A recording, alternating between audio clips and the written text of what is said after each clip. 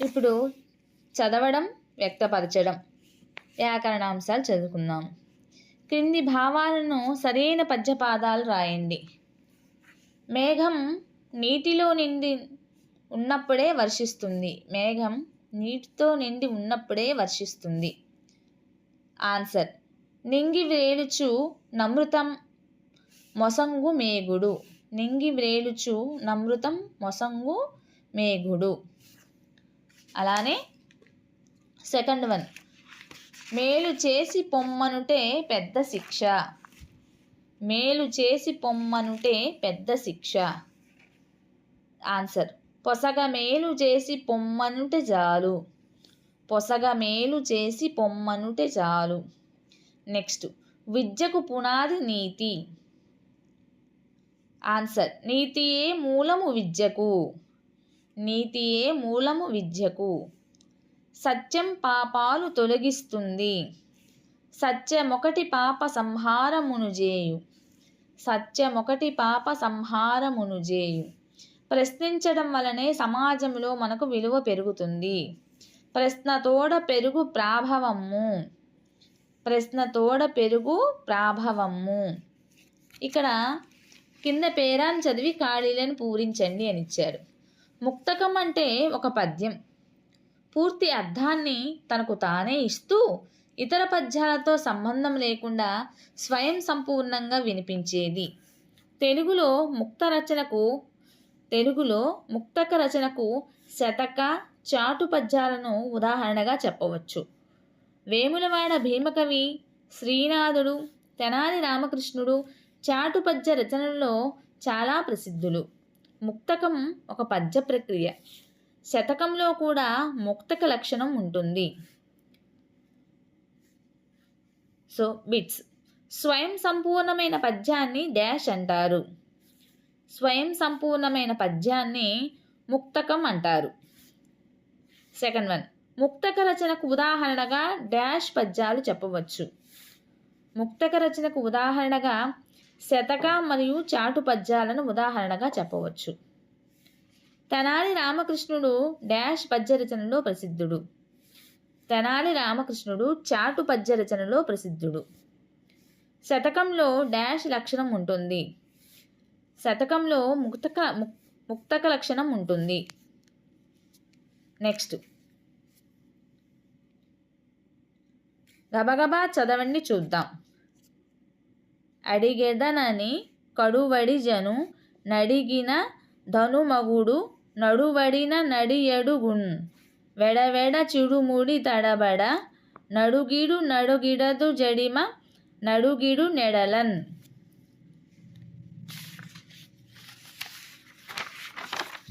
Next, పదజాలం. కింది పదాలకు అర్థాలను రాయండి. కీడు, హాని, ప్రాభవం, గొప్పతనం, తరువు, చెట్టు, అప్రియం, ఇష్టం కానిది, పదం, మార్గం, నింగి, ఆకాశం, పెన్నిది, గొప్పదైన సంపద, వాక్కు, మాట. ఎవరెవరు ఏమి చేశారో జతపరచండి.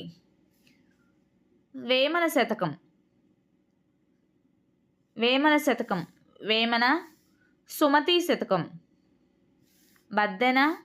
మహాభారతం తిక్కన్న. సుభాషిత రత్నాలు ఏనుగు లక్ష్మణ కవి. కాళికాంబ శతకం వీరబ్రహ్మేంద్ర స్వామి. ఈ క్రింది పదాలకు బహువచనాలు రాయండి. పద్యం పద్యాలు, నేరం నేరాలు, శత్రువు శత్రువులు, కవి కవులు, ప్రశ్న ప్రశ్నలు, బుధుడు బుధులు, తరువు తరలు తరువులు, తరువు తరులు తరువులు, ఫలము ఫలములు ఫలాలు. నెక్స్ట్, భాషాంశాలు. క్రింది వాక్యాలు చదవండి. సాధారణంగా భాషలో పదజాలాన్ని పురుషులను సంబోధించే పదాలు, స్త్రీలను సంబోధించే పదాలు, ఇతరులను సంబోధించే పదాలు, పక్షులు, జంతువులు, జడాలు అని విభాగం చేయవచ్చు. వీటినే పుంలింగాలు, స్త్రీలింగాలు, నపుంసకలింగాలు అంటారు. కొన్ని భాషల్లో అర్థంతో సంబంధం లేకుండా పద స్వరూపాన్ని బట్టి లింగం ఉంటుంది. కొన్ని భాషల్లో అర్థాన్ని బట్టి లింగం ఉంటుంది. తెలుగులో అర్థం ప్రమాణం. తెలుగు వ్యాకరణాలలో ఈ విభాగాన్ని లింగం అనకుండా వాచకం అంటారు. పురుషులను బోధించే పదాలు మహత్తాలు, తక్కినవి అమహత్తాలు. వాక్య నిర్మాణంలో స్త్రీలను సంబోధించే పదాలు ఏకవచనంలో అమహత్తులతోనూ బహువచనంలో మహత్తులతోనూ చేరతాయి. ఉదాహరణకు అతను వచ్చాడు, అది, ఆమె వచ్చింది.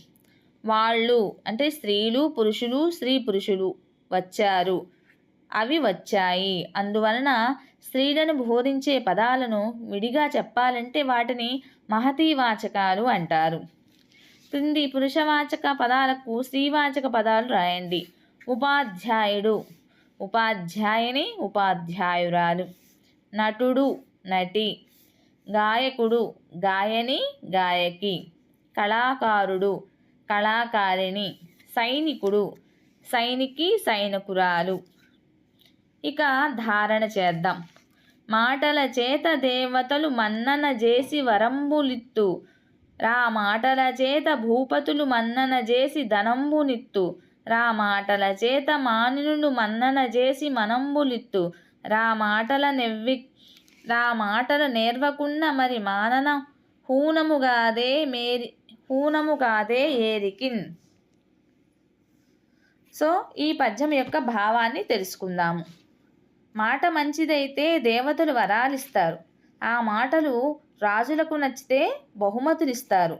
ఆ మాటలలోని మాధుర్యాన్ని స్త్రీలు ఇష్టపడతారు. ఆ మాటలు సరిలేనప్పుడు ఎవరికైనా గౌరవం పోతుంది. ఇది భర్తృహరి సుభాషితాల్లోనిదనమాట.